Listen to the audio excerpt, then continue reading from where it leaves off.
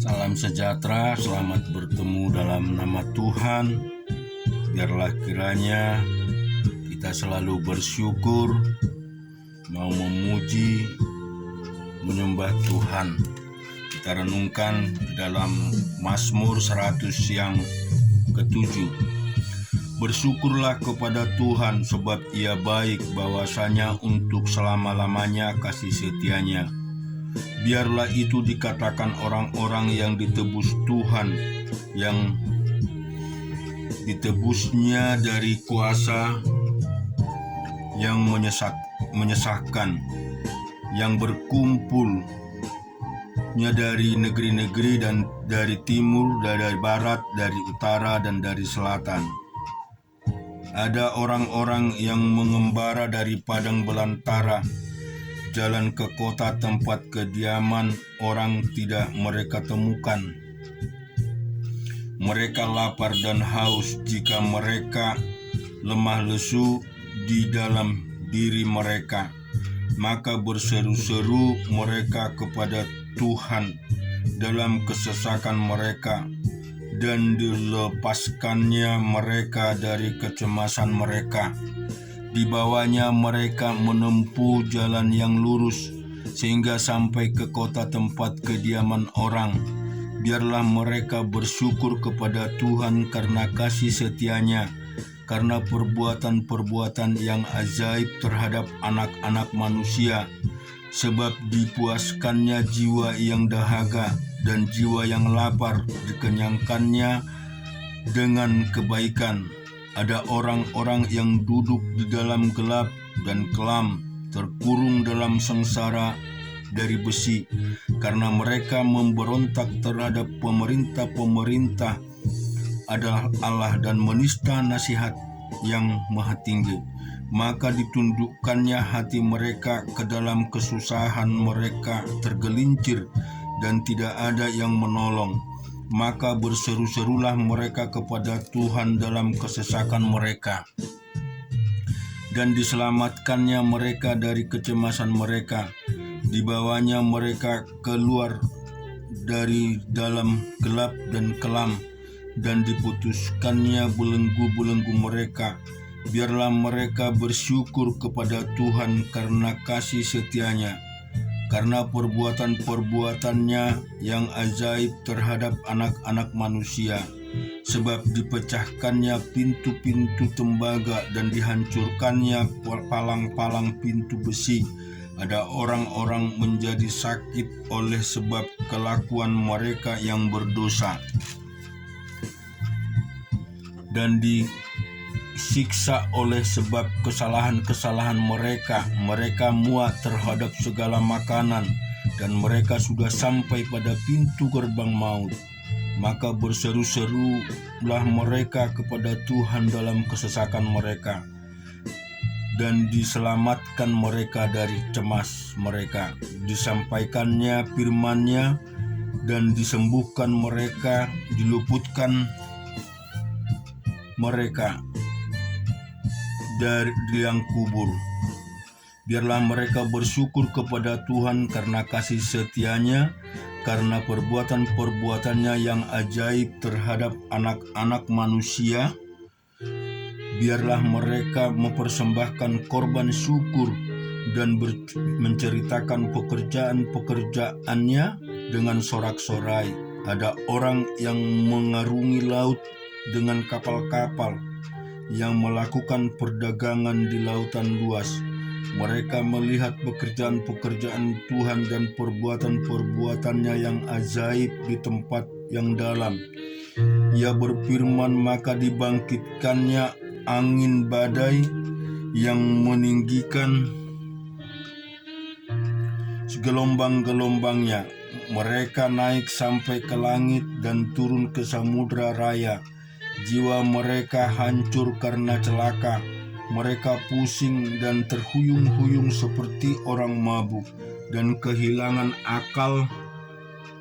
Maka berseru-serulah mereka kepada Tuhan dalam kesesakan mereka, dan dikeluarkannya mereka dari kecemasan mereka. Dibuatnyalah badai diam sehingga gelombang-gelombang tenang. Mereka bersuka cita sebab semuanya reda, dan ditentunya mereka ke pelabuhan kesukaan mereka. Biar mereka bersyukur kepada Tuhan karena kasih-Nya, karena perbuatan-perbuatan yang ajaib terhadap anak-anak manusia. Biar mereka meninggikan Dia dalam jemaat umat itu dan memuji-muji Dia dalam majelis para tua-tua. Dibuatnya sungai-sungai menjadi padang gurun dan pancaran-pancaran air menjadi tanah gersang, tanah yang subur menjadi padang asin, oleh sebab kejahatan orang-orang yang diam di dalamnya.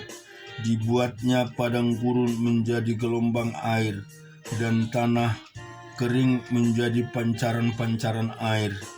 Ditempatkannya di sana oleh karena orang-orang lapar, dan mereka mendirikan kota tempat kediaman. Mereka menabur di ladang-ladang dan membuat kebun-kebun anggur yang mengeluarkan buah-buahan sebagai hasil. Diberkatinya mereka sehingga mereka menambah banyak dan sangat, dan hewan-hewan mereka tidak dibuat berkurang, tetapi mereka lebih menjadi berkurang karena bungkuk oleh sebab tekanan celaka dan duka. Ditumpahkannya kehinaan atas orang terkemuka, dan dibuatnya mereka mengembara di padang tandus yang tiada jalan. Tetapi orang miskin dibentenginya terhadap penindasan, dan dibuatnya kaum-kaum mereka seperti kawanan domba banyaknya. Orang yang benar melihatnya lalu bersuka cita, tetapi segala kecurangan tutup mulut. Siapa yang mempunyai hikmat, biarlah ia berpegang pada semua ini dan memperhatikan segala kemurahan Tuhan. Kita melihat di Pengkhotbah yang ke-7. Nama yang harum lebih baik daripada minyak yang mahal, dan hari kematian lebih baik daripada hari kelahiran. Pergi ke rumah duka lebih baik daripada pergi ke rumah pesta, karena di rumah dukalah kesukaan setiap manusia. Hendaklah orang yang hidup memperhatikannya. Bersedih lebih baik daripada tertawa, karena muka muram membuat hati lega. Orang berhikmat senang berada di rumah duka, tetapi orang bodoh senang berada di rumah tempat bersukaria. Mendengar hardik orang berhikmat lebih baik daripada mendengar nyanyian orang bodoh. Karena seperti bunyi duri terbakar di bawah kuali, demikian tertawa orang bodoh. Ini pun sia-sia. Sungguh pemerasan membodohkan orang berhikmat, dan uang suap merusakkan hati. Akhir suatu hal lebih baik daripada waktunya. Panjang sabar lebih baik daripada tinggi hati. Janganlah lekas-lekas marah dalam hati, karena amarah menetap dalam dada orang bodoh. Janganlah mengatakan mereka, mengapa zaman dahulu lebih baik daripada zaman sekarang, karena bukannya berdasarkan hikmat engkau menanyakan hal itu. Hikmat adalah sama baiknya dengan warisan, dan merupakan suatu keuntungan bagi orang-orang yang melihat matahari. Karena perlindungan hikmat adalah seperti perlindungan uang, dan beruntunglah yang mengetahui bahwa hikmat memelihara hidup pemilik-pemiliknya. Perhatikanlah pekerjaan-pekerjaan Allah. Siapakah dapat meluruskan apa yang telah dibengkokkannya? Pada hari mujur bergembiralah. Tetapi pada hari malang ingatlah bahwa hari malang ini pun dijadikan Allah seperti juga hari mujur, supaya manusia tidak dapat menemukan kesukaan mengenai masa depan. Dalam hidupku yang sia-sia, aku telah melihat segala hal ini. Ada orang saleh yang binasa dalam kesalehannya. Ada orang fasik yang hidup lama dalam kejahatannya. Janganlah terlalu saleh, jagalah perilakumu terlalu hikmat. Mengapa engkau akan membinasakan dirimu sendiri? Janganlah terlalu fasik, janganlah bodoh. Mengapa engkau mau mati sebelum waktumu? Adalah baik kalau engkau memegang yang satu dan juga tidak melepaskan yang lain, karena orang yang takut akan Allah luput dari kedua-duanya. Hikmat memberi kepadanya yang memiliki lebih banyak kekuatan daripada 10 penguasa dalam kota.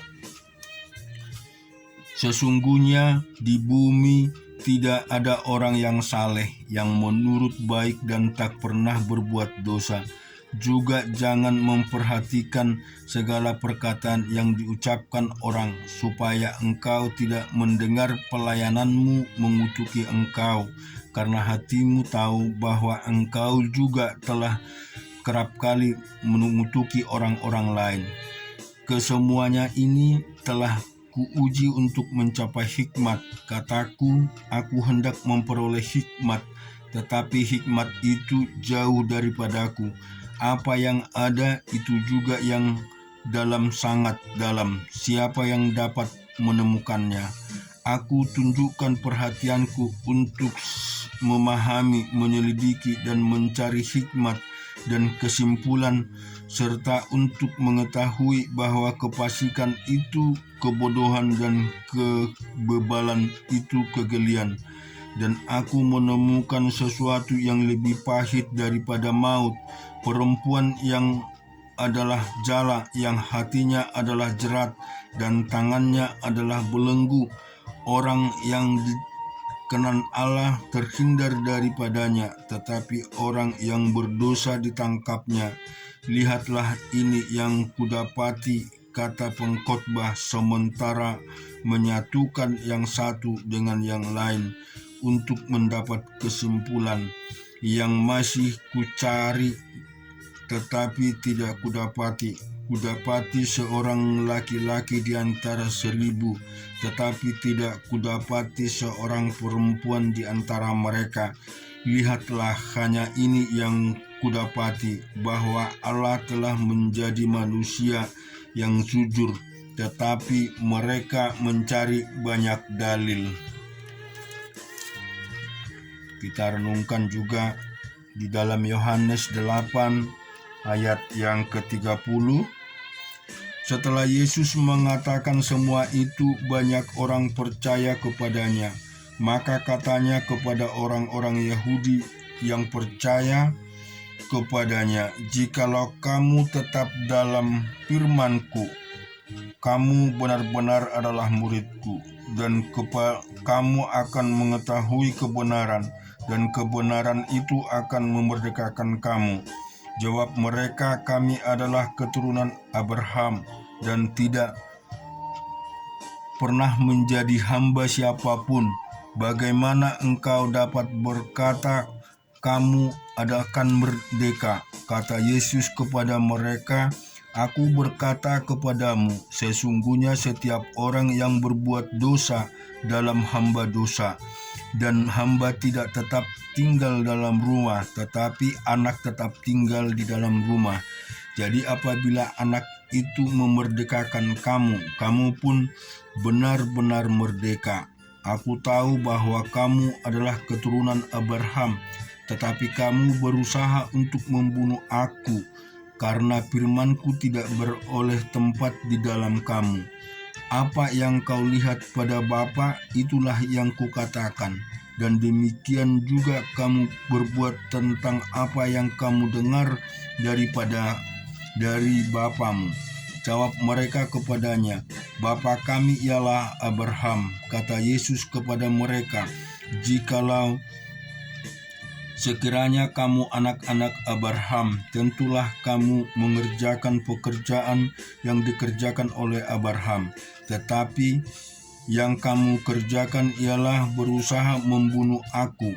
Aku seorang yang mengatakan kebenaran kepadamu, yaitu kebenaran yang kudengar dari Allah.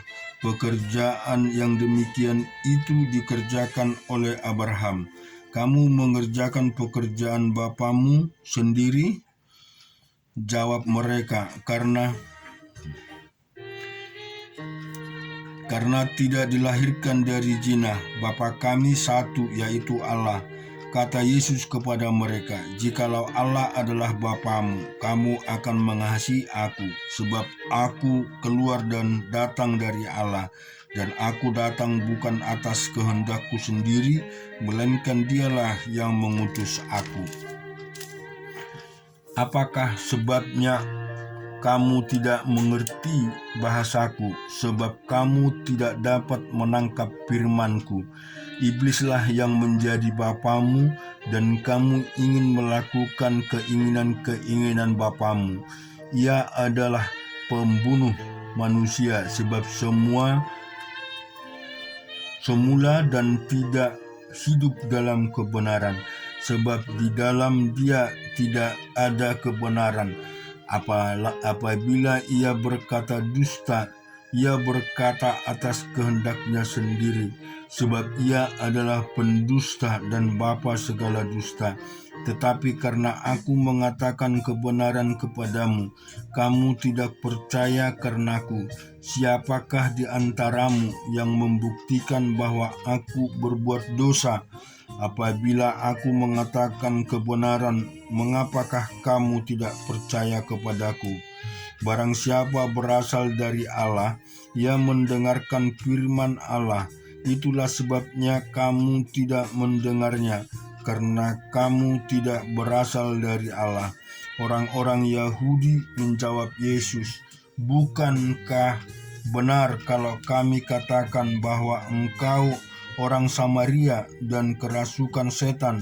Jawab Yesus, "Aku tidak kerasukan setan, tetapi aku menghormati Bapakku dan kamu tidak menghormati aku. Tetapi aku tidak mencari hormat bagiku.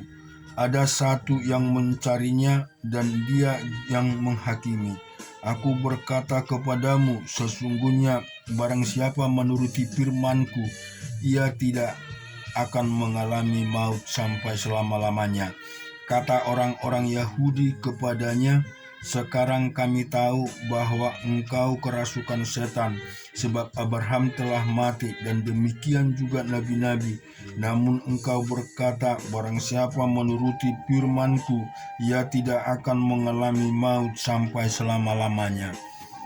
Adakah engkau lebih besar daripada bapa kita Abraham yang telah mati? Nabi-nabi pun telah mati. Dengan siapakah engkau samakan dirimu?" Jawab Yesus, "Jikalau aku memuliakan diriku sendiri, maka kemuliaanku itu sedikit pun tidak ada artinya. Pada Bapa-Kulah yang memuliakan aku. Tentang siapa kamu berkata, Dia adalah Allah kami, padahal kamu tidak mengenal Dia, tetapi aku mengenal Dia. Dan jika aku berkata aku tidak mengenal Dia, maka aku adalah pendusta sama seperti kamu. Tetapi aku mengenal Dia dan aku menuruti firman-Nya. Abraham bapamu bersuka cita bahwa ia akan melihat hariku, dan ia telah melihatnya dan ia bersuka cita." Maka kata orang-orang Yahudi ini kepadanya, "Umurmu belum sampai 50 tahun, dan engkau telah melihat Abraham?" Kata Yesus kepada mereka, "Aku berkata kepadamu, sesungguhnya sebelum Abraham jadi, aku telah ada." Lalu mereka mengambil batu untuk melempari Dia, tetapi Yesus menghilang dan meninggalkan bait Allah.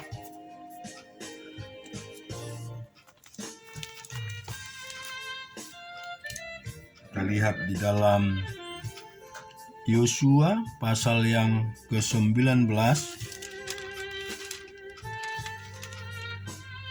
Undian yang kedua pun keluarlah dari suku Simeon untuk suku Bani Simeon menurut kaum-kaum mereka. Milik pusaka mereka ada di tengah-tengah milik pusaka Bani Yehuda. Sebagai milik warisan mereka menerima Betseba, Molada, Hazar Suel, Bal Ezem,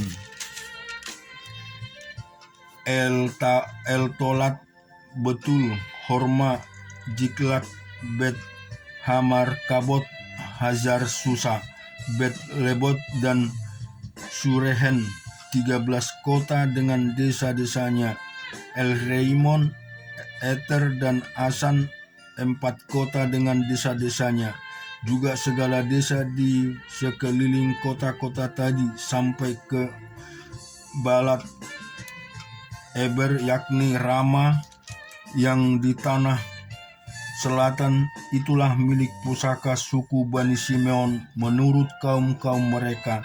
Milik pusaka Bani Simeon dia ambil dari bagian Bani Yehuda, karena bagian Bani Yehuda itu terlalu besar bagi mereka. Maka Bani Simeon menerima milik pusaka di tengah-tengah mereka. Undian yang ketiga pun keluarlah bagi Bani Zebulon menurut kaum-kaum mereka. Batas milik pusaka mereka sampai ke Sarit. Ke sebelah barat batas mereka yang naik dari Marala menyinggung Beset, kemudian menyinggung sungai yang mengalir lewat Yokneam. Dari Sarit batas itu berbalik ke timur ke arah matahari terbit melalui daerah Kislot Tabor menuju Dobrat naik ke Yepia.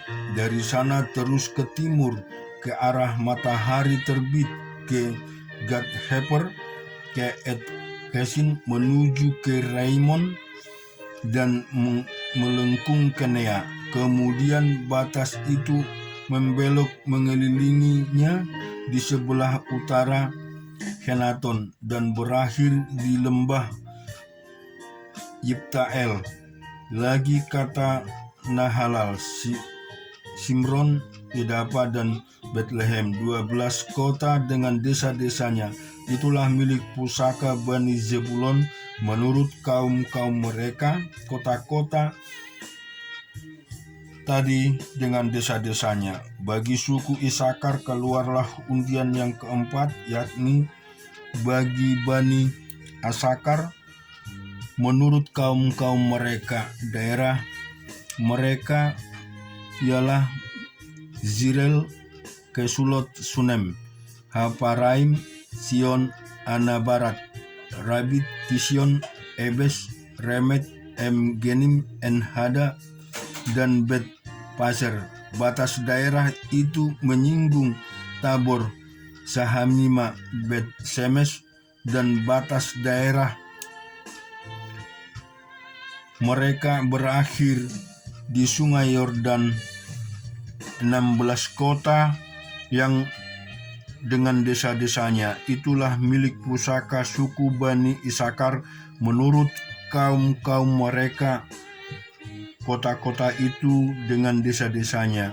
Undian yang kelima pun keluarlah bagi suku Bani Aser menurut kaum-kaum mereka. Daerah mereka ialah Helkat, Hali, Beten, Akhasat, Alamelek, Amat, dan Misal, dan batasnya bersinggung gunung Karmel dan sungai Libnat di sebelah barat. Kemudian berbalik ke arah matahari terbit ke Bet Dagon, menyinggung daerah Zebulon dan lembah Yiptael di sebelah utara, Bet Emek dan Nehiel, dan menuju ke Kabul di sebelah utara, dan ke Ebron, Rehob, Hamon, dan Kana sampai ke Sidon Besar. Kemudian batas itu berbalik ke Rama dan sampai ke kota yang berkubu Tirus.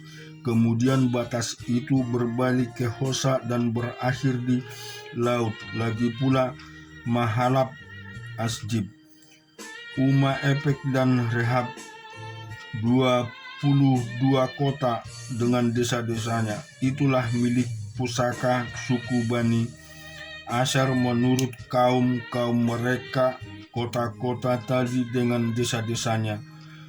Bagi Bani Naptali keluarlah undian yang ke-6, yakni bagi Bani Naptali menurut kaum mereka.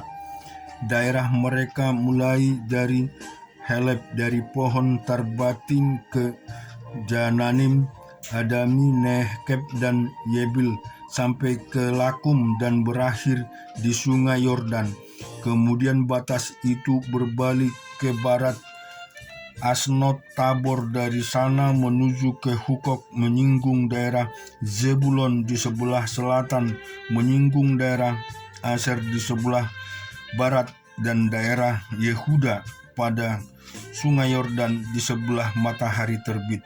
Kota-kota yang berkubu ialah Dizimzer, Hamat, Rakat, Kineret, Adama, Rama, Nasor, Kades,